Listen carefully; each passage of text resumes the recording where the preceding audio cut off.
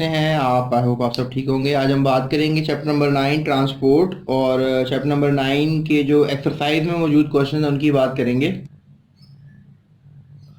Students, ये हैं exercise में मौजूद तमाम अंडरस्टैंडिंग द कॉन्सेप्ट्स के क्वेश्चन जिनको हम आज फॉलो करेंगे। ये तकरीबन 15 सवाल हैं और 8 शॉर्ट क्वेश्चन आंसर हैं जिनको हम कंप्लीट करने की कोशिश करेंगे।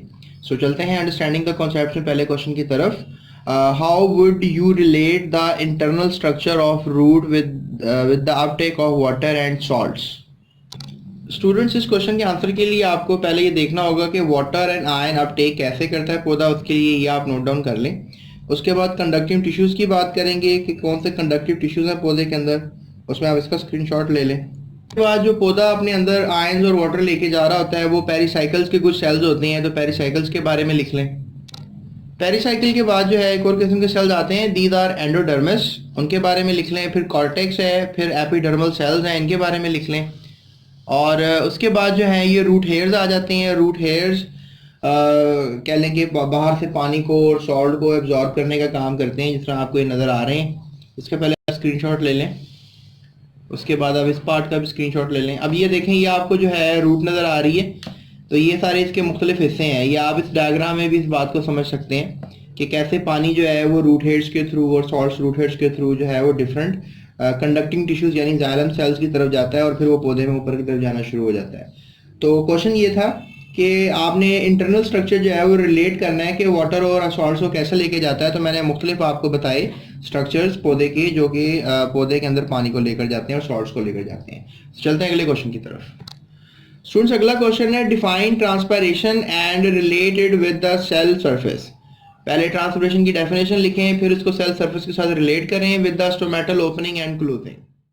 स्टूडेंट्स, पहले ट्रांसपायरेशन की जो है वो डेफिनेशन कर लेते हैं। इसमें आप देखें, transpiration is the loss of water from the plant surface through evaporation, यानी ये लॉस ऑफ वाटर है, ठीक है, प्लांट सरफेस से। उसके बाद थोड़ा सा आप ये लिख लेंगे ट्रांसपिरेशन जो है वो कहाँ से होती है। अब याद रखिएगा, स्टोमेटा से होती है, लेंटिसेल से होती है, और कभी कभी रूट सरफेस से भी ट्रांसपिरेशन होती है। तो यहाँ पर ये लेंटिसेल्स का वैसे लिखा हुआ नज़र आ रहा है आपको। तो अगर स्टोमेटा से ट्रांसपिरेशन होती है तो उसको हम स्टोमेटल ट्रांसपिरेशन कहते हैं, ठीक है। आप ये नीचे डायग्राम में देख सकते हैं कि कैसे ये डिफरेंट रूट पत्ते का क्रॉस सेक्शन है। पत्ते में से ये छोटे छोटे से स्टोमेटा नज़र आ रहे हैं, जिसमें से ये सारी वाटर बाहर आ रहा है, और वाटर बाहर आएगा तो पौधा जो है वो पानी के बाहर आने से ठंडा होगा और एवेपोरेटिव कूलिंग होगी। तो लिहाजा यू कैन से कि पानी जो है वो यहाँ से बाहर आता है, दैट इज स्टोमेटा, और इसको ट्रांसपिरेशन कहते हैं। उसके बाद ये पूछ रहे हैं कि इसको रिलेट करें आप सरफेस के साथ। ये सरफेस मैंने आपको थोड़ी सी एक्सप्लेन कर दी है। उसके बाद ये बात करता है कि ओपनिंग और क्लोजिंग के साथ भी थोड़ा सा बताएं।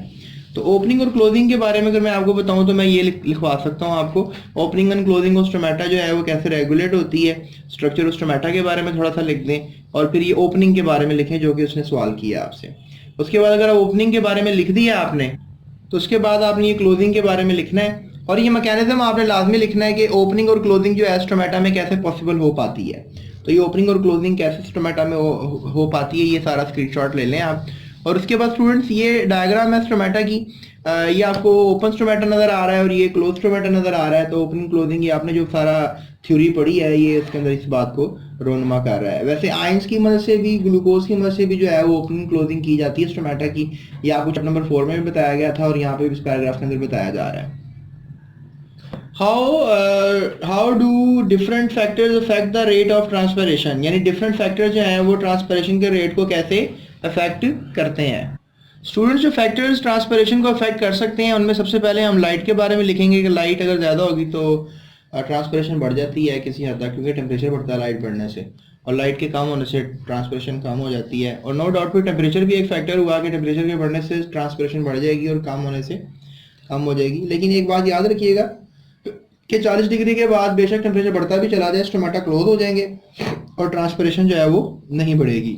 उसके बाद एयर ह्यूमिडिटी भी एक ऐसा फैक्टर है जिसकी वजह से ट्रांसपिरेशन को इफेक्ट पहुंचता है, यानी बाहर बहुत ज़्यादा नमी होगी तो ट्रांसपिरेशन कम हो जाएगी, और अगर बाहर बहुत ज़्यादा नमी नहीं होगी मतलब खुश्की होगी तो ट्रांसपिरेशन का रेट काफ़ी ज़्यादा होगा। और एयर मूवमेंट्स भी जो है वो किसी हद तक ट्रांसपिरेशन को बढ़ा देती हैं, यानी हवा अगर तेज़ चल रही है, ब्रीजिंग हो रही है, तो फिर ट्रांसपिरेशन बढ़ जाएगी, अगर ब्रीजिंग नहीं हो रही तो ट्रांसपिरेशन कम हो जाएगी। उसके बाद आप ये लीफ सरफेस एरिया को भी देखें। जो बड़े पत्ते होते हैं, आपको पता है बड़े पत्तों में बड़े ज़्यादा स्टोमेटा होंगे क्योंकि बड़े पत्ते हैं, सरफेस एरिया ज़्यादा होता है उसमें, तो लिहाजा सरफेस एरिया भी जो है वो स्टोमेटा ज़्यादा होने की वजह से ट्रांसपिरेशन बढ़ जाएगी, यानी ये भी एक फैक्टर होगा। और अगर छोटे पत्ते होंगे तो जिसमें पत्ते हैं ही नहीं, कुछ पौधे ऐसे भी होते हैं, तो उनमें ट्रांसपिरेशन का रेट जो है वो बहुत कम होगा। चलते हैं अगले क्वेश्चन की तरफ। चौथा सवाल किया जा रहा है स्टूडेंट्स के, transpiration is a necessary evil, give comments. कि ट्रांसपिरेशन एक ज़रूरी शैतान है, शैतानी अमल है, इसके ऊपर थोड़ा सा कोई बात करें, कमेंट करें। तो ट्रांसपिरेशन जो है वो एक ज़रूरी अमल है, एक ज़रूरी नेसेसरी इवल है, शैतानी अमल है किसी तक पौधे के लिए, क्योंकि आपको पता है कि पौधा जब पानी अपना लूज कर देगा, तो पौधा आपको पता है जब पानी लूज कर देगा तो पौधे के पास क्या बचेगा, पौधे के पास तो पानी नहीं बचेगा, तो पौधा पानी लूज क्यों कर रहा है। लेकिन आपको बताया कि पौधा अपने टेम्परेचर को बैलेंस करने के लिए पानी को लूज टोमेटा की तरफ से कर रहा होता है, तो लिहाजा इस चीज़ को आपको पता होना चाहिए।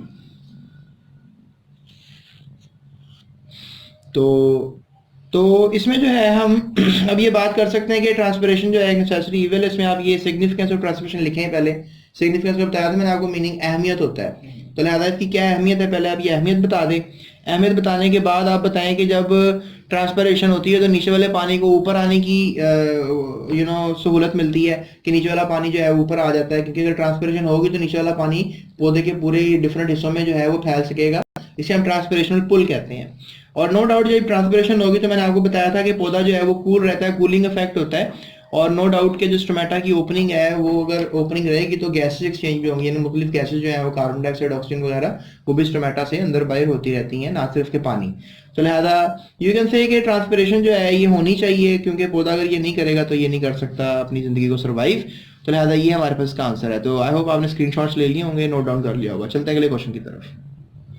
स्टूडेंट्स पांचवा सवाल है जी, explain the movement of water in terms of transpirational pull, यानी कि ट्रांसपिरेशन पुल की मदद से बताएंगे पानी कैसे मूव करता है पौधे के अंदर। स्टूडेंट्स इस सवाल में हम बताना ये चाह रहे हैं कि जो ट्रांसपिरेशनल पुल है वो कैसे हो पाती है और ये कैसे मूवमेंट करता है पानी, तो उसके पीछे एक थ्योरी को हमें जो लेकर चलना पड़ेगा, और वो थ्योरी आप ये नोट डाउन कर लें, that is cohesion tension theory. तो ये कोहेजन टेंशन थ्योरी लिखी हुई है, ये अगर आपने समझनी है तो आप मेरा लेक्चर देख सकते हैं, अभी डिस्क्रिप्शन में जाएं, लिंक्स को फॉलो करें और आप मेरा ये लेक्चर सुन लें। तो लिहाजा कोहेजन टेंशन थ्योरी आप ये लिखें, और ये एक्सप्लेनेशन इस कोहेजन टेंशन थ्योरी की आपको अब नजर आ रही है, ये लिखें आप।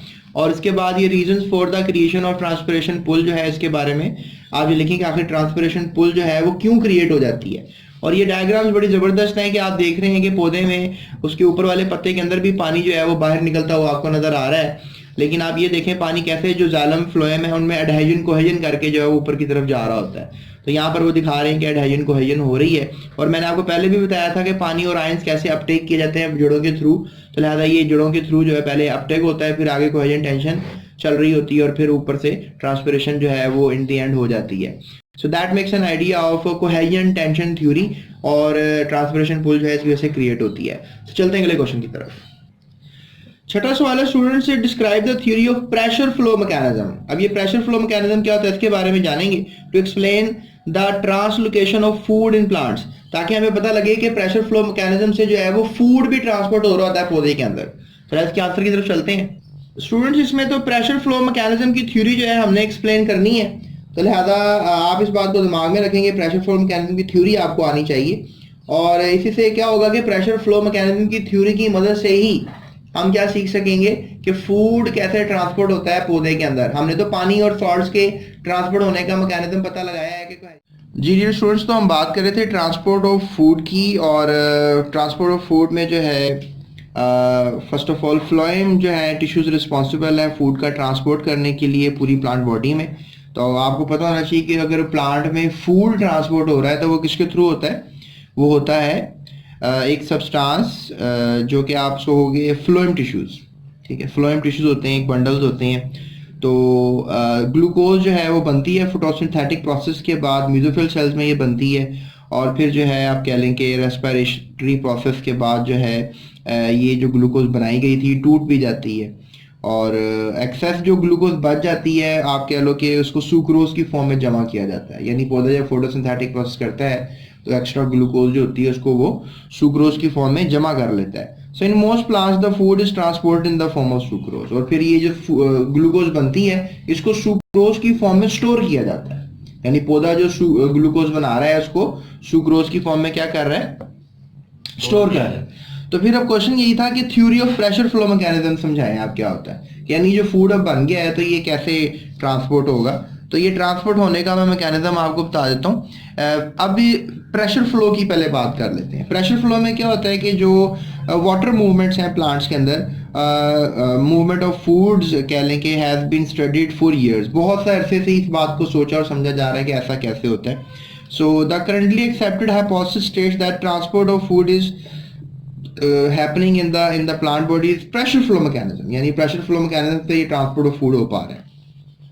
यानी पौधे में ये समझी आस क्योंकि फूड कैसे ट्रैवल करता है, तो आपको भी एक नजरिया है प्रेशर फ्लो मैकेनिज्म, उसके थ्रू ये होता है। So in pressure flow mechanism food is move from sources to sinks, यानी जो फूड होता है वो ट्रैवल कर जाता है कहाँ से, जहां वो बनता है उसे हम सोर्सेज कहते हैं, और जहां वो ट्रांसपोर्ट कर जाता है उसको हम सिंक्स कहते हैं। तो आपको ये दो लफ्जों का पता होना चाहिए, सोर्सेज एंड सिंक्स। तो लिहाजा हम बात करते हैं सोर्सेज एंड सिंक्स की भी। तो जैसा कि आपको बता दिया कि सोर्सेज वो जगह है, sources include the exporting organ, typically a mature leaf or storage organ, or sinks are the areas of active metabolism or storage. For example, roots, tubers, ये जो है जगह आपको सिंक्स कहलाएंगी, रूट्स और ट्यूबर्स को याद रखें। सो डेवलपिंग फ्रूट्स, फ्रूट्स भी हो सकते हैं, डेवलपिंग फ्रूट्स, पत्ते भी हो सकते हैं, एंड द ग्रोइंग रीजन्स, कोई ग्रोइंग रीजन भी हो सकता है जो सिंक्स का काम करता है।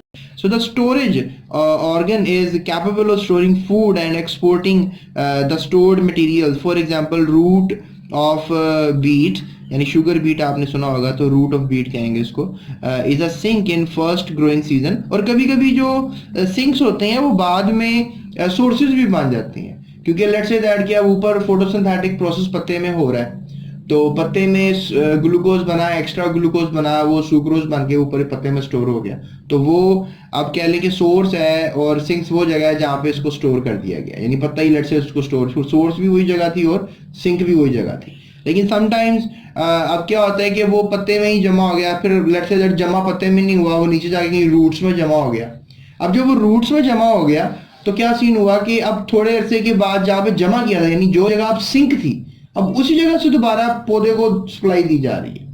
मतलब ऊपर तो पत्ते हैं नहीं, खजा आ गई या कोई इस तरह की पतझड़ आ गया तो ऊपर पत्ते अब नहीं है, यानी अब सोर्सेज का काम ऊपर पत्ते नहीं कर रहे, तो अब सोर्स क्या हो जाएगी, वही सिंक की सोर्स हो जाएगी, यानी वहीं से फिर फूड पूरे जिसमें ट्रैवल करेगा और पौधे को जिंदा रखने में हेल्प करेगा।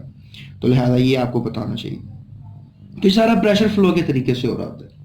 सो फॉर एग्जाम्पल ये सारा बीट शुगर हो गया, become source in the next growing season when sugars are utilized for the growth of new shoots. उसके बाद अब लोडिंग द सीव ट्यूब्स की बात करते हैं कि आखिर ये जो जगह है जहाँ पे मतलब फूड स्टोर किया जाता है उसे हम सीव ट्यूब सेल्स कहते हैं। तो लिहाजा let's talk about that sieve tube cells. इसे हम कहेंगे loading the sieve tube cells. तो at the source food sugars is moved by active transport. यहाँ पर सीव ट्यूब सेल्स में एक्टिव ट्रांसपोर्ट से जो है वो कह लें कि फूड को लाया जाता है। So due to the presence of sugar in the sieve tubes the solute concentration increase, और शुगर्स हो जाने से आपको पता है सोल्यूट बढ़ जाता है, and water enters them from the xylem विया ऑस्मोसिस, और साइड से उसमें पानी भी आ जाता है, यानी पानी भी किसी हद तक स्टोर होता है। So this result in the higher pressure of water in the tubes. और जब फूड भी होता है, फूड एक सोल्यूट है और पानी भी ऑस्मोसिस के थ्रू आ गया, तो लिहाजा अब वो जगह पे बहुत ज़्यादा प्रेशर बन चुका हुआ है। So which drives the solution of foods towards the sink, और फिर इस तरीके से क्या होता है कि वो सिंक्स की तरफ जो है वो फूड जाना शुरू हो जाता है, क्योंकि पानी के आने से प्रेशर बन जाता है, फिर वो फूड मूव करना शुरू हो जाता है। यानी सोर्स वो जगह जहाँ पर शायद ये बन रहा था, और सिंक्स वो जगह जहाँ पर जाकर इसने स्टोर हो रहा है। तो आपको खुद पता है कि कोई चीज़ अगर पाइप भर जाता है ऊपर वाली साइड से, तो आपको पता है वो फिर वो मादा गिरना शुरू हो जाता है because of its on pressure. Okay, उसके बाद है अपलोडिंग द सीव ट्यूब, यानी अभी अनलोडिंग द सीव ट्यूब, यानी अभी लोडिंग हुई थी, अब इसको अनलोडिंग कैसे किया जाएगा। तो इसको अगर हम समझें तो at the sink and food is unloaded by the active transport, यानी जो फूड है वो एक्टिव ट्रांसपोर्ट के थ्रू ही अनलोड भी होगा। So water also exit from the sieve tubes, the exit of water decrease pressure in the sieve tubes, और फूड चूंकि वहाँ से जा रहा है तो पानी भी वहाँ से चला जाएगा। So which causes the mass flow from the higher pressure to the source of the lower pressure at the sink. और अब क्या होगा कि अब सिंक की तरफ जो है ये मूवमेंट हो रही है, अब सोर्स की तरफ मूवमेंट हो रही है। तो मतलब इस तरह ही कह लो कि पानी के आने और पानी के आने जाने से जो है ये फूड का जो मैकेनिज्म है वो अंदर बाहर होता रहता है। सो मैं आपको डायग्राम से भी बात समझाने की कोशिश करता हूँ। जिस तरह आप ये डायग्राम में देख रहे हो, अब ये पता है इस वक्त ये सोर्स का जो है वो काम कर रहा है। तो फूड अब जो है दैट इज बिंग ट्रैवल, ये फ्लोएम टिश्यूज़ हैं और ये जाइलम टिश्यूज़ हैं। तो अब ये क्या हो रहा है कि फ्लोएम टिश्यूज़ में सारा का सारा सुक्रोज आता जा रहा है, और लेट्स से दैट ये नीचे जाके उसकी कोई स्टेम ट्यूबर आ गया है तो वो जगह सिंक का काम कर रही है, और ये प्रेशर फ्लो से सारा का सारा फूड जो है वो ट्रैवल कर रहा है, और वो ट्रैवल करते हुए उसके स्टेम ट्यूबर में, रूट सेल में जो है यानी सिंक में जो है वो जाता जा रहा है। So that makes an idea of pressure flow mechanism, right. Students अगले सवाल की तरफ चलते हैं। अगला क्वेश्चन है list the functions of the components of blood. ठीक है जी। तो डियर स्टूडेंट्स अब हम बात करेंगे पहले कंपोनेंट्स ऑफ द ब्लड की। सबसे पहले ब्लड में होता क्या है इसकी बात कर लेते हैं। स्टूडेंट्स ब्लड में बहुत कुछ होता है, ब्लड में बहुत कुछ होता है स्टूडेंट्स। ब्लड में पानी होता है, ब्लड में प्लाज्मा होता है, ब्लड में सॉल्ट्स होते हैं, आयंस होते हैं, सेल्स होते हैं, ब्लड में बहुत कुछ होता है ब्लड में। स्टूडेंट्स ब्लड में प्रोटीन्स भी होते हैं। तो ब्लड सेल्स की बात करते हैं कि ब्लड में जो ब्लड सेल्स होते हैं वो कौन कौन से होते हैं। तो वो 3 किस्म के ब्लड सेल्स होते हैं, white blood sales, red blood cells and platelets. तो लिहाजा सबसे पहले हम ऐसा करते हैं, रेड ब्लड सेल्स के फंक्शन की बात करते हैं, चूंकि इस सवाल के अंदर फंक्शंस के बारे में पूछा गया है। तो स्टूडेंट्स ये है रेड ब्लड सेल्स, जिनको हम एरिथ्रोसाइट्स भी कहते हैं। इनके फंक्शन की बात करते हैं। तो स्टूडेंट्स रेड ब्लड सेल्स का क्या फंक्शन होता है? फंक्शंस का स्टूडेंट्स ये है कि अबाउट 95% ऑफ द साइटोप्लाज्म जो है वो तो आपको पता है कि सारा का सारा उसमें आरबीसी फील्ड होता है, हीमोग्लोबिन वगैरह प्रोटीन मेम्ब्रेन में एम्बेडेड होता है। ये ट्रांसपोर्ट का काम करता है, यानी ऑक्सीजन ट्रांसपोर्ट का काम आप याद रखें, और थोड़ी बहुत कार्बन डाइऑक्साइड को भी ये ट्रांसपोर्ट करता है। और जो 95% ऑफ साइटोप्लाज्म जो है वो फिल्ड विद हीमोग्लोबिन है। तो रिमेनिंग 5% जो है स्टूडेंट्स इसमें एंजाइम्स हैं, सॉल्ट्स हैं और कुछ दूसरे प्रोटीन हैं, इनका भी मुख्तलिफ फंक्शन होता है। लेकिन हमारा से कंसर्न नहीं है, जो फंक्शन इसका मेजर है वो कार्बन डाइऑक्साइड और ऑक्सीजन की ट्रांसपोर्ट है। तो लिहाजा ये फंक्शन आपको क्लियर हो जाना चाहिए। चलते हैं अगले फंक्शन की तरफ। स्टूडेंट्स ये है हमारे पास नेक्स्ट सेल्स जो कि ब्लड में होते हैं, व्हाइट ब्लड सेल्स, इन्हें ल्यूकोसाइट्स भी कहते हैं। लिहाजा इनके फंक्शन की बात कर लेते हैं।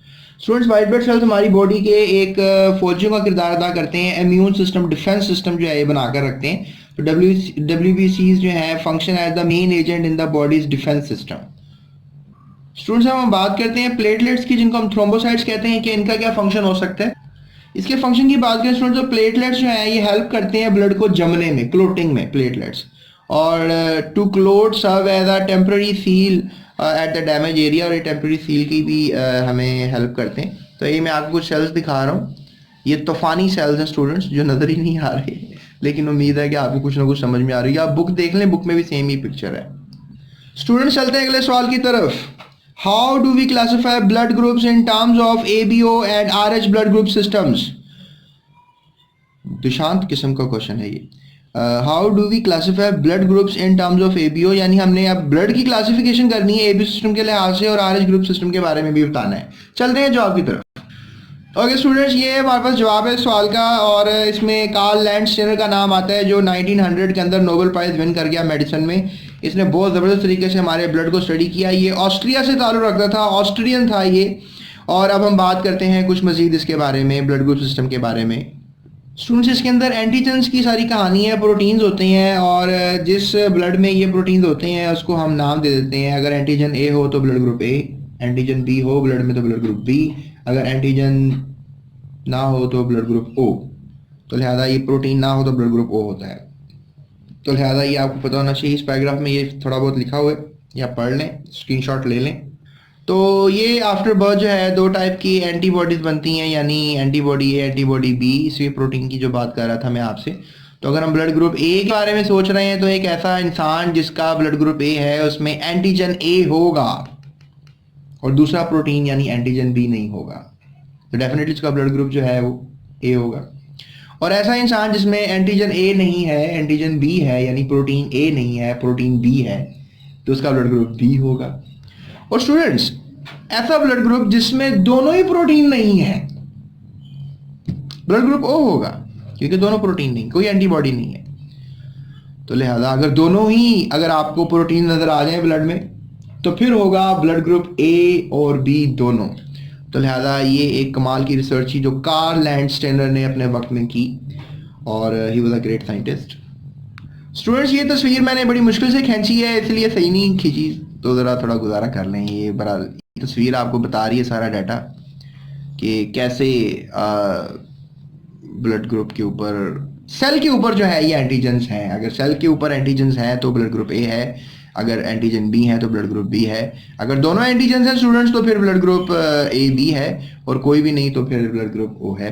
और स्टूडेंट्स ये जो बीच में आपको नज़र आ रहा है, यहाँ पर कुछ नज़र नहीं आ रहा, तो ये आप बुक से देखें, मैं बुक से दिखा देता हूँ आपको। जी तो स्टूडेंट्स ये तस्वीर आपको अब ज़बरदस्त किस्म से सारी बातें समझा रही होगी। देखें सेल के ऊपर प्रोटीन आपको नज़र आ रहे हैं, इस पे ब्लू कलर के प्रोटीन नज़र आ रहे हैं, इस पे रेड और ब्लू दोनों नज़र आ रहे हैं, इस पे तो कोई प्रोटीन नज़र नहीं आ रहा। तो यही सारी कहानी है blood group A B O system की। स्टूडेंट्स हम बात करेंगे RH ब्लड ग्रुप सिस्टम की। इसमें पॉजिटिव और नेगेटिव RH ग्रुप्स होते हैं। A B positive, A B negative, A negative, B positive, B negative, A negative, O positive, O negative, लिहाजा ये सब होते हैं। तो ये एक और प्रोटीन है स्टूडेंट्स। कार्ल लैंडस्टेनर ने जो है RH सिस्टम भी स्टडी किया, उसने एक और प्रोटीन के बारे में डिस्कवरी की, और ये रेसस मंकी, ये जो आप अमूमन मेले पे बंदर देखते हैं, ये चिड़ियाघर में आम फितरतुल आम जो बंदर, ये हड़ूमान वाले, बल्कि मैं ये कहूँगा कि ये जो आम फितरतुल आम बंदर हैं, ये जो बंदर होते हैं इनके अंदर आप कह लें कि ये बंदर रेसस मंकी कहलाते हैं। ठीक है, तो ये रेसस मंकी जो होते हैं ये बेसिकली आप कह लें कि इनका ब्लड ग्रुप के बारे में कार्ल लैंडस्टेनर जो था स्टडी कर रहा था, तो उसने फिर जाना कि भाई ये प्रोटीन जो है उसके अंदर होते हैं, समटाइम उसमें ब्लड में प्रोटीन नहीं होते। तो फिर उसने डिस्कवरी कर दी RH ब्लड ग्रुप सिस्टम की, जो कि एक मार्का था उस वक्त का। So it was a great discovery of that time. तो ये आप पैराग्राफ को जो है नोट डाउन कर लें। तो चलते हैं अपने अगले सवाल की तरफ। स्टूडेंट चलते हैं अगले सवाल की तरफ। Question number 9, state the science and symptoms, causes and treatments of leukemia and thalassemia. यानी आप बताएं कि थैलेसीमिया, ल्यूकीमिया एक बड़ी खतरनाक बीमारी है स्टूडेंट्स, जिसे ब्लड कैंसर कहते हैं। तो अगर ये हो गया है तो इसके क्या कॉजेज हैं, क्या सिम्टम्स हैं, क्या साइंस हैं, और इसकी फिर ट्रीटमेंट कैसे की जा सकती है। ये तो स्टूडेंट्स ये इसका जवाब है। इसमें आप देख सकते हैं ब्लड डिसऑर्डर्स, ल्यूकीमिया, और उसके ल्यूकीमिया के पहले बात कर लेते हैं। उसमें कॉजेज इसके लिखे हुए हैं, या आप स्क्रीनशॉट ले लें। उसके बाद इसके सिम्टम्स लिखे हुए हैं, और उसके बाद इसकी ट्रीटमेंट भी लिखी हुई है। Then there we talk about thalassemia. Thalassemia में कौन से डॉक्टर ने, डॉक्टर कूलेज एनीमिया कहते हैं इसको। तो बी कूले ने इसको, अमेरिकन फिजिशियन था, डॉक्टर था, उसने डिस्कवर किया था। तो ये रेड ब्लड सेल्स बहुत ज़्यादा हो जाए तो ये डिजीज़ होती है। तो उसके बाद इसकी ट्रीटमेंट भी जो है स्टूडेंट्स लिखी हुई है। सो स्टूडेंट्स अब बात करते हैं अपने नेक्स्ट क्वेश्चन की। स्टूडेंट 10वां क्वेश्चन है, इसमें पूछा जा रहा है 4 chambers make the human heart, how blood flows through these chambers. Students heart chambers की बात करें तो टोटल हमारे पास 4 हार्ट चैम्बर्स होते हैं किसी मिलियन या बर्ड में। एट्रिया, 2 एट्रिया होते हैं, लेफ्ट एंड राइट एट्रिया, और 2 वेंट्रिकल्स होते हैं, लेफ्ट एंड राइट वेंट्रिकल्स। तो ये आप स्क्रीनशॉट ले लो। उसके बाद डबल पंप जो है एक मैकेनिज्म है जिसके थ्रू जो है वो ब्लड फ्लो करता है हमारे पूरी बॉडी में। तो हार्ट इसको पंप करता है, ऑक्सीजनेटेड ब्लड लंग से लेता है और ऑक्सीजनेटेड ब्लड पूरी बॉडी को देता है, और फिर डीऑक्सीजनेटेड ब्लड भी लेता है हार्ट, और फिर डीऑक्सीजनेटेड ब्लड जो है लंग्स को देता है। तो लिहाजा ये इसका एक सिस्टमैटिक रिदम है जो चल रहा होता है। इसमें वॉल्व भी इंक्लूड होते हैं, ये वॉल्व का भी बहुत बड़ा किरदार होता है। अब इन्हें हम वॉल्व्स को जो है ट्राइकस्पिड और बाइकस्पिड वॉल्व्स कहते हैं। ये आपको ट्राइकस्पिड नज़र आ रहा है, इसके बारे में लिखा हुआ है। और उसके बाद हम बात करेंगे आपसे बाइकस्पिड वॉल्व के बारे में। तो बाइकस्पिड वॉल्व भी जो है ये बड़ा मेजर किरदार अदा करते हैं। सो यहाँ पर आप देख सकते हैं एओर्टिक सेमिल्यूनर वॉल्व जो है आपको नज़र आ रहा है, ये भी किरदार अदा करता है ब्लड के फ्लो में। सो ये आपको पता होना चाहिए। और अगर हम ब्लड के फ्लो की बात करें तो 2 किस्म की स्टूडेंट्स जो है सर्कुलेशन हो रही होती है ब्लड में, पल्मोनरी सर्कुलेशन और इसके अलावा सिस्टमैटिक सर्कुलेशन। तो पल्मोनरी सर्कुलेशन ये जो फेफड़ों से आ रहा होता है ब्लड और फेफड़ों की तरफ जा रहा होता है, इसे पल्मोनरी सर्कुलेशन या लंग्स की तरफ जाना आना जो ब्लड का है, इसे पल्मोनरी सर्कुलेशन कहते हैं। लेकिन बॉडी से आना जाना ब्लड का जो है वो कहलाता है सिस्टमैटिक सर्कुलेशन। ये तस्वीर इस बात का एक वाजिया बयान है, आप देख सकते हैं। सो ये है हमारे सवाल का जवाब, और चलते हैं नेक्स्ट क्वेश्चन की तरफ। जी डियर स्टूडेंट्स, बात करते हैं 11वें सवाल की। 11th question, compare the structure and function of artery, vein and a capillary. जी तो स्टूडेंट्स, पहले हम बात करेंगे आर्टरीज की, आर्टरीज के स्ट्रक्चर और फंक्शन की। इसके जो करेक्टरिस्टिक्स यहाँ पर लिखे हुए हैं यही स्ट्रक्चर और फंक्शन में काउंट होंगे। सो चलते हैं स्ट्रक्चर और फंक्शन के बारे में जानने के लिए। The structure of arteries is well adapted to their function, यानी जो आर्टरीज का स्ट्रक्चर होता है वो कुछ आपको पता होना चाहिए। जो आर्टरीज होती हैं they carry away blood from the heart, यानी दिल से लेकर जो जिस्म में खून की नालियां जा रही होती हैं उनको आर्टरीज कहते हैं। तो लिहाजा उनका जो काम है डेफिनेटली उसके लिए वो वेल अडेप्टेड है। The walls of an artery are composed of 3 layers. ये जो आर्टरीज होती हैं इनकी जो वॉल्स हैं ये 3 लेयर्स की बनी हुई होती हैं। ये देखिए स्टूडेंट्स, आपको ये 3 वॉल्स नजर आ रही हैं। जो सेंट्रल आर्टरी जो है ये काफ़ी थिक है। उसके बाद स्टूडेंट्स आप देखें outer most layer is made up of connective tissues. इसके जो अभी आपको मैंने तस्वीर दिखाई इसमें आउटर मोस्ट लेयर जो है कनेक्टिव टिश्यूज की बनी हुई है। उसके बाद the middle one is made up of smooth muscles and elastic tissues. उसकी जो मिडल वन है वो स्मूथ मसल्स और इलास्टिक टिश्यूज की बनी हुई है। उसके बाद while the inner most layer is made up of the endothelium cells. तो आई होप आपको तीनों लेयर्स नजर आ गई होंगी और अब आपको इनकी कंपोजिशन भी पता लग गई होगी। तो ये इसका स्ट्रक्चर है। और द होलो इंटरनल कैविटी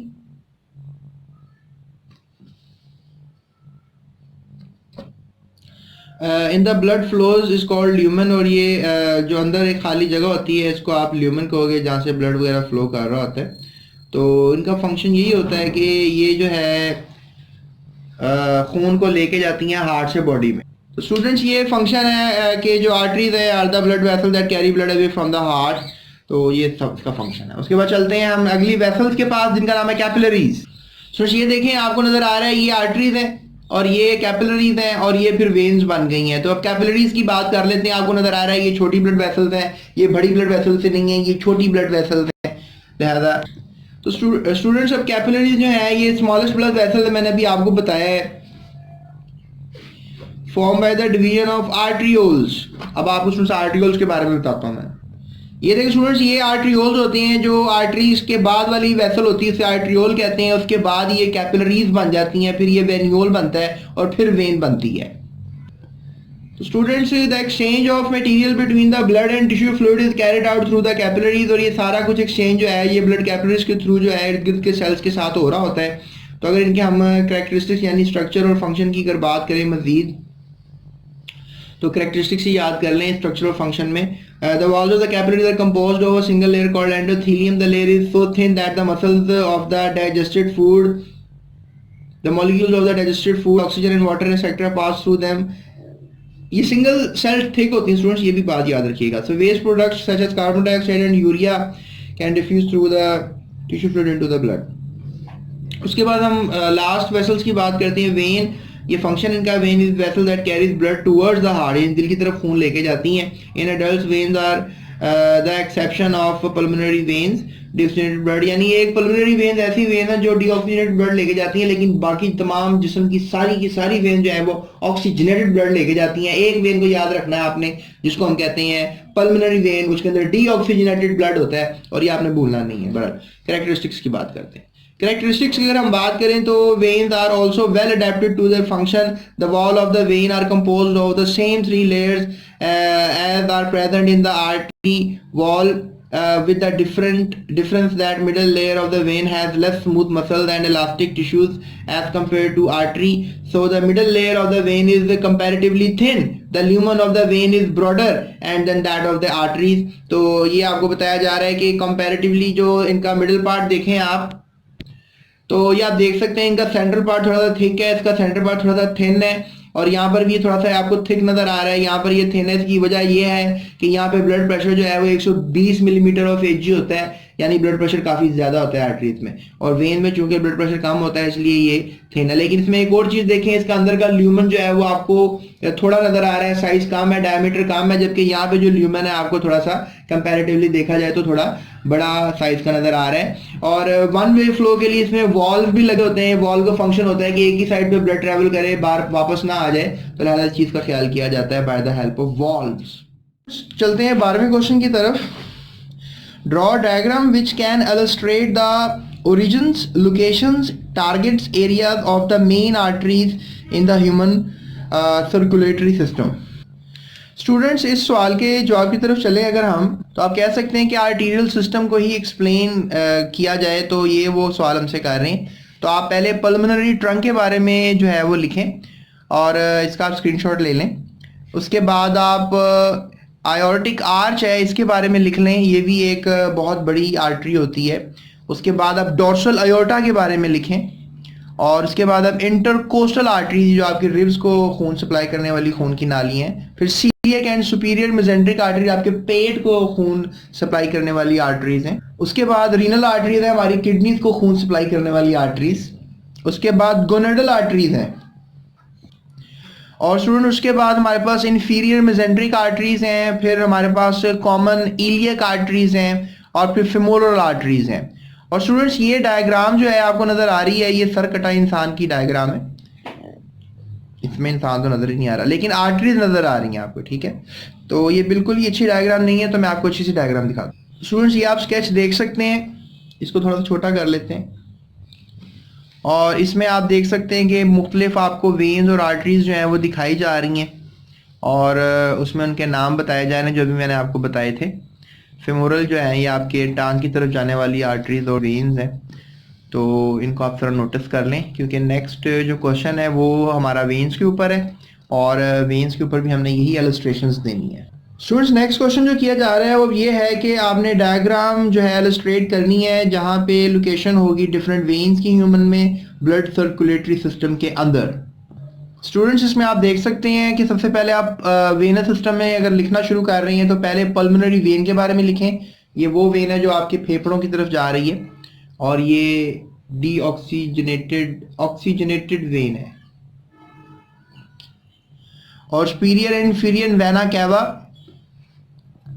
तो इसके बारे में जो लिखा जा रहा है, ये जो हार्ट की तरफ से जाने वाली वेन्स हैं, इसमें सुपीरियर एंड इंफीरियर के बारे में बताया जा रहा है।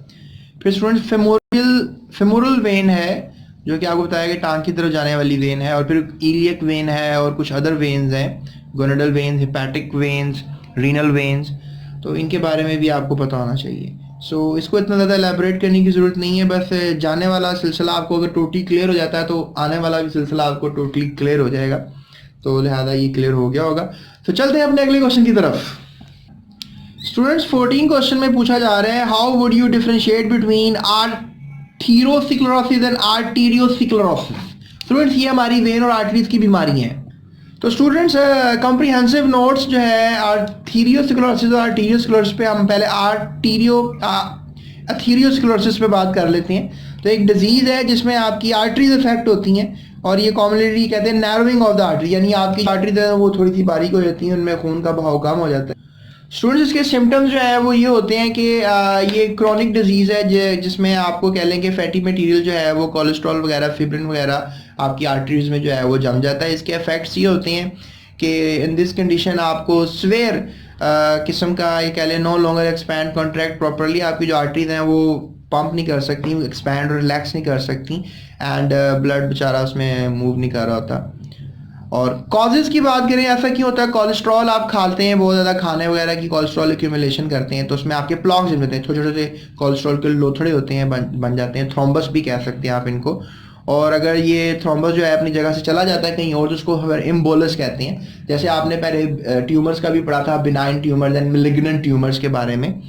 अब हम बात कर लेते हैं आपसे आर्टीरियोस्क्लेरोसिस की। तो ये एक जनरल टर्म है, डिस्क्राइब करती है हार्डनिंग ऑफ द आर्टरीज, यानी आपकी जो ब्लड वेसल्स हैं वो सख्त हो गई हुई हैं। जैसे आप स्ट्रॉ को मुंह में अगर जूस पीते हुए दबा रहे हैं तो वो दब ही नहीं रहा, नरम नहीं है, तो लिहाजा दैट इज द कंडीशन। और उसमें it occurs when calcium is deposited in the walls of the arteries, और कैल्शियम डिपॉजिट हो जाता है आपकी आर्टरीज की वॉल्स में। आपको बताया था 3 किस्म की आपकी आर्टरीज की वॉल्स हैं और it can happen when arteriosclerosis where, और जब आपका ये आर्थेरियोस्क्लेरोसिस वेयर होता है तो आर्टीरियोस्क्लेरोसिस भी आपको हो जाता है। So it's not a good thing. चलते हैं अगले क्वेश्चन की तरफ। स्टूडेंट्स, बात करते हैं 15वें क्वेश्चन की। State the causes, treatments and prevention of myocardial infection. Infection students, ये आपका जो दिल है धड़कना बंद कर दे, एकदम आपको हार्ट डिजीज हो जाए तो इसको हम कहेंगे myocardial infection. Students, myocardial infection की अगर हम बात करें तो ये मोर कॉमनली हार्ट अटैक ही कहते हैं इसको, और ये मेडिकल कंडीशन है जिसमें आप कह लें कि ब्लड सप्लाई जो है वो हार्ट को बंद हो जाता है या इंटरप्ट हो जाता है, जिसकी वजह से आपके जो हार्ट के सेल्स हैं या मसल्स हैं उनकी डेथ हो जाती है। तो कॉजेज़ क्या है इसकी? कॉज ये हैं कि ये आपका ब्लड क्लॉट कोई हार्ट में हो जाए, या कोरोनरी, आपके हार्ट के अंदर भी छोटी छोटी सी नालियाँ होती हैं खून की, उन्हें कोरोनरी आर्टरीज कहते हैं। तो अगर वहाँ हो जाए तो ये एक मेडिकल एमरजेंसी है और इसमें आपको डेथ भी हो सकता है, चाहे वो मर्द हो या औरत, मैन हो या वुमन। तो पूरी दुनिया में ये मसला आ जाता है। और अमूमन जो चिकनाई की लोग चीज़ें खाते हैं और मोटापे का शिकार होते हैं, तो उनको ये हो सकता है। और सिम्टम्स की बात करते हैं कि क्या निशानियां हैं कि आपको मायोकार्डियल इन्फेक्शन हो सकता है। सिम्टम्स की अगर हम बात करें तो सिवियर चेस्ट पेन जो है वो मोस्ट कॉमन आपको होगी, और इसको मायोकार्डियल इन्फेक्शन की आपको ये प्रॉब्लम है। और इसमें सेंसेशन होगी टाइटनेस की, यानी आपका जो सीना है वो जकड़ता जा रहा है, प्रेशर आपको फील हो रहा है, या स्क्वीज हो रहे हैं आप, यानी कोई, यानी आपको कोई जफ्फी डाल के दबा रहा है। तो pain radiates most of the arm, आपके हाथों की तरफ जो है वो दर्द जा रहा है। और अपनी also radiate to lower jaw, आपके नीचे वाले जॉ की तरफ दर्द जो है वो आ रहा होगा, नेक की तरफ दर्द आ रहा होगा, और आपके सीधे हाथ की तरफ या आपकी बैक की तरफ दर्द जा रहा होगा। तो ये समझ लें कि आपको हार्ट अटैक होने वाला है, और अल्लाह बचाए जिस बीमारी से। ये देखें अब आपकी दिल की नालियाँ हैं, जो कि बहुत खूबसूरत डायग्राम है ये, इसमें नज़र कुछ नहीं आ रहा होगा आपको, लेकिन फिर भी कुछ ना कुछ तो नज़र आ रहा होगा। तो ये देखें इस आर्टरी के अंदर, ये कॉर्नरी आर्टरी है, उसमें प्लॉक जम गया, यानी एक छोटा सा कोलेस्ट्रॉल का लोथड़ा जो है जम गया। अब इसके इफेक्ट्स की बात करते हैं स्टूडेंट्स। अगर इफेक्ट्स की बात करें तो loss of consciousness and even sudden death जो है वो हो सकती है मायोकार्डियल इन्फेक्शन में। उसके बाद ट्रीटमेंट की बात करें तो ट्रीटमेंट जो है वो आपको लिया जा सकता है इसमें कि ऑक्सीजन की सप्लाई वगैरह, एस्पिरिन वगैरह की कोई इस तरह की दवाई, सब लिंगुअल टैबलेट वगैरह जैसे ग्लिसराइल ट्राइनाइट्रेट वगैरह दिया जा सकता है पेशेंट को। और एंजियोप्लास्टी भी की जा सकती है। एंजियोप्लास्टी जो है ये एक ऐसा तरीका है जिसमें वो जहाँ से वो खून की नाली बंद हो गई है उसको वाइड कर दिया, वाइडनिंग की जाती है, जिसे हम बाईपास भी किसी हद तक कहते हैं। सो बाईपास सर्जरी भी की जा सकती है। So surgery in which the arteries और veins are elsewhere in the patient's body are grafted to coronary arteries to improve the blood supply. Grafting की जाती है, यानी जहाँ से नाली खराब होगी इसको काट के नई नाली लगा दी जाए या स्प्रिंग डाल के नाली को खोल दिया जाए, तो दैट इज बाईपास सर्जरी या फिर एंजियोप्लास्टी। तो ये इसका हल है मायोकार्डियल इन्फेक्शन का। तो स्टूडेंट्स ये था हमारे अंडरस्टैंडिंग द कॉन्सेप्ट्स के सारे सवाल। अब हम बात करेंगे आपसे शॉर्ट क्वेश्चन आंसर्स की। ओके स्टूडेंट्स, पहले क्वेश्चन की तरफ चलते हैं। What are lenticels and where they are found. Lenticels आपको पता है कि ये स्टेम की जो शूट्स होती हैं या कह लें कि तने होते हैं वहाँ पर आपको मिलते हैं, और ये भी ट्रांसपिरेशन का काम करते हैं जिसमें स्टोमेटा काम करते हैं। उसके बाद नेक्स्ट क्वेश्चन है what is the role of potassium ion in the opening of stomata. तो पोटेशियम आयन जो है ये मूव कर जाते हैं गार्ड सेल्स के अंदर, और गार्ड सेल्स में जाने के बाद ये पानी को अपने अंदर ले जाते हैं, क्योंकि ऑस्मोसिस के थ्रू फिर पानी भी अंदर जाता है, और गार्ड सेल्स मोटे हो जाते हैं, और उनके मोटे होने से क्या होता है कि वो थोड़े टर्जिड हो जाते हैं, उनकी शेप बन जाती है लाइक दिस, आपको नज़र आ रही होती है। स्टोमेटा जो है ये ओपन हो जाता है इस तरह। उसके बाद कोहेजन टेंशन थ्योरी मैंने आपसे बात की थी, तो इसकी बात कर लेते हैं। कोहेजन टेंशन थ्योरी में ये होता है कि पानी का अपटेक होता है पूरी जड़ों के अंदर से तनों तक, आखिरी पत्ते तक। तो जो ब्लड वेसल्स कह रहा हूँ, वेसल्स होती हैं जिनको हम जाइलम वेसल्स कहते हैं, उनमें पानी जो है वो साइडों पर भी अटैच हो रहा होता है, और एक दूसरे के साथ भी पानी अटैच होता है, तो इस तरह वो मूव करता है with the help of transpiration. तो ये कोहेजन टेंशन थ्योरी की वजह से ऐसा पॉसिबल होता है कि पानी को एक पुल मिलता है, यानी ऊपर की तरफ जाता है। उसके बाद सवाल है what do you mean by the sources and sinks according to the pressure flow mechanism. तो सोर्सेज और सिंक्स मैंने आपको बता दिया था कि सोर्सेज वो जगह है जहाँ पे ग्लूकोज सुक्रोज वगैरह बन रहा होता है, बल्कि ग्लूकोज बन रहा होता है, सुक्रोज की फॉर्म में वहाँ जमा हो रहा होता है। और फिर वो ट्रांसपोर्ट भी होता है प्रेशर फ्लो मैकेनिज्म के थ्रू सिंक्स के अंदर। ये जो सिंक्स होते हैं वो रूट ट्यूबर्स और कोई भी ऐसी बॉडीज, फ्रूट्स वगैरह, लीव्स वगैरह या ग्रोइंग रीजन्स वगैरह जहाँ पे वो स्टोर किया जा सकता है मादा, वो सिंक्स कहलाते हैं। उसके बाद what are the two main types of white blood cells. तो इसमें मैंने आपको शायद इतना डिटेल में वाइट ब्लड सेल्स के ऊपर बात नहीं की अंडरस्टैंडिंग द कॉन्सेप्ट्स में। तो दो किस्म के वाइट ब्लड सेल्स होते हैं, ग्रेन्युलोसाइट्स एंड ए ग्रेन्युलोसाइट्स। जो ग्रेन्युलोसाइट्स होते हैं उनमें न्यूट्रोफिल्स, सिनोफिल्स और बेसोफिल्स होते हैं, और ए ग्रेन्युलोसाइट्स के अंदर जो है बी एंड टी लिम्फोसाइट्स शामिल हैं, और इनके फंक्शन लिखे हुए हैं, आप पढ़ लें। उसके बाद छठा क्वेश्चन है स्टूडेंट्स कि यू सी पस at the site of infection on your skin, how is it form. यानी आप देखते हैं कि स्किन पे कहीं जो है वो पस बनती है। से मुझे छोटा सा एक जख्म हुआ है, मैं आपको दिखा रहा हूँ। तो यहाँ पर फिलहाल पस वगैरह तो नहीं पड़ी है, लेकिन ये है कि समटाइम्स पस पड़ जाती है। तो फिर ये होता है कि वो रेड वाइट ब्लड सेल्स होते हैं और इवन पैथोजेंस बैक्टीरिया डेड होकर वो स्किन के बाहर आ जाते हैं, उसको हम पस कहते हैं। उसके बाद 7वां सवाल है स्टूडेंट्स कि what role does the pericardial fluid play. Pericardial fluid students, वो जो दिल होता है, दिल एक थैली में कैद है, उस थैली को पेरिकार्डियल मेम्ब्रेन कहते हैं, और उस थैली के अंदर एक फ्लूइड, एक लिक्विड है, उसे पेरिकार्डियल फ्लूइड कहते हैं। ये दिल को कह लें कि जिस तरह आप मोटरसाइकिल में फ्यूल डाल देते हैं तो वो मोटरसाइकिल का इंजन सही काम करता रहता है, इस तरह ही पेरिकार्डियल फ्लूइड होता है जो कि दिल को पंप करने में बहुत ज़्यादा हेल्प करता है, उसके लिए एक फ्रिक्शन को कम कर देता है, तो लिहाजा दिल हमारा हर वक्त ही धड़कता रहता है। और आप खुद सोच रहे हैं दिल धड़कना बंद कर दिया तो फिर बड़ा मतलब हो जाएगा स्टूडेंट्स। उसके बाद चलते हैं 8वें सवाल की तरफ। स्टूडेंट्स 8वां सवाल पूछा है define the terms systole and diastole. Students ये जब हार्ट पंप करता है तो हार्ट के पंप करने के एक्शन को लब डब भी कहते हैं। तो जब हार्ट भेज रहा होता है ब्लड को बॉडी में, उसको सिस्टोल कहते हैं, उसका प्रेशर कोई 120 मिलीमीटर ऑफ एजी होता है। और डायस्टोल क्या होता है कि जब हार्ट रिलैक्स करता है और खून वापस जो है वो दिल में आना शुरू हो जाता है, इसको हम डायस्टोल कहते हैं। और इस वक्त जो खून वापस आ रहा होता है जिस फ्लो के साथ हार्ट के अंदर, उसका प्रेशर वेन्स के अंदर जो है तकरीबन 80 मिलीमीटर ऑफ एजी होता है। तो ये एक कार्डिक बीट बनती है, इसे हम वेंट्रिकुलर सिस्टोल भी कह सकते हैं। मतलब ये जो हमारे पास सिस्टोल्स हैं और डायस्टोल्स हैं, आपको मैं बता रहा हूँ कि जो कार्डिक डायस्टोल भी कह सकते हैं, जो मैं भी आपसे बात कर रहा था, और जो सिस्टोल्स हैं उसको हम आर्टीरियल और वेंट्रिकुलर सिस्टोल्स भी कह सकते हैं। यानी कि जब आपका आर्टीरियल सिस्टम या एट्रिया कॉन्ट्रैक्ट करेगा तो आर्टीरियल सिस्टोल है, और जब आप वेंट्रिकल कॉन्ट्रैक्ट करेगा तो वेंट्रिकुलर सिस्टोल होगा। यानी हार्ट के एक बीट करने का तरीका है जिसको हम सिस्टोल से समझते हैं, सिस्टोल और डायस्टोल। तो स्टूडेंट्स ये थे हमारे आज के सारे अंडरस्टैंडिंग द कॉन्सेप्ट्स और शॉर्ट क्वेश्चन आंसर्स, और ये चैप्टर हमारा खत्म होता है विच इज ट्रांसपोर्ट बेसिकली। और it was a long journey to this video and I hope आपको तमाम सवालों के जवाब मिल गए होंगे और आप सेटिस्फाइड होंगे। जाते हुए मेरे चैनल को सब्सक्राइब लाजमी करके जाइएगा और मेरी वीडियो को अपने दोस्तों से शेयर लाजमी करना है आपने, right. So that's it, thank you so much. अपना बहुत ख्याल रखना है आपने, और मजीद वीडियोज़ के लिए मेरे डिस्क्रिप्शन में लिंक्स मौजूद है, वहाँ पर आप देख सकते हैं। That's it, thank you so much.